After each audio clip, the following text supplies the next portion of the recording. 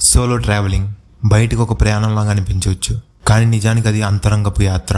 ఎన్నో ప్రశ్నలతో, ఎన్నో మౌనాల మధ్య నాలోనే ఏం జరుగుతుందో నేనే తెలుసుకోలేను. ఎప్పటికీ గుర్తుండిపోయే క్షణాలు.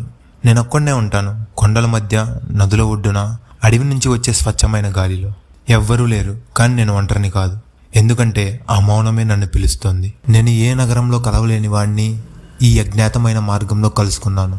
అతడు నేనే. భయంతో పాటు సహనాన్ని, మౌనంతో పాటు సంగీతాన్ని, ఆకలితో పాటు తృప్తిని. ఇలా ప్రతి క్షణం కొత్తగా నేర్పిస్తుంది. జీవించడం అంటే ఏంటో నిజంగా తెలుస్తుంది. మంచు కురిసే కొండలపైన ఒంటరిగా నిల్చోవడం, చెట్ల మధ్య వెళ్తూ ఎటుపోతున్నానో తెలియని దారిలో వెళ్ళడం. ఇవి కేవలం విజువల్స్ కావు, ఇవి నా జీవితం పైన పడే కాంతుల్లాంటివి. చివరికి ఒక్క విషయం అర్థమైంది. ఈ ప్రపంచంలో ఎంతమంది తోడున్నా నా ఆత్మకి అర్థమయ్యేది ఒకే వ్యక్తి మాటలు. అవి నా సొంతమైన మాటలు. ఇప్పుడు నన్ను నేను కొత్తగా చూసే కళ్ళు ఇవి. అందుకే సోలో ట్రావెలింగ్ అనేది జీవితం కోసం మనల్ని మనం తయారు చేసుకోవడం, మనల్ని మనం ప్రేమించడం, తెలుసుకోవడం, మళ్ళీ బలంగా నిలబడడం. ఇవన్నీ ఈ సోలో ట్రావెలింగ్లోనే జరుగుతాయి. అందుకే జీవితంలో ఒక్కసారైనా అన్నీ వదిలేసి నీ కోసం ప్రయాణించు.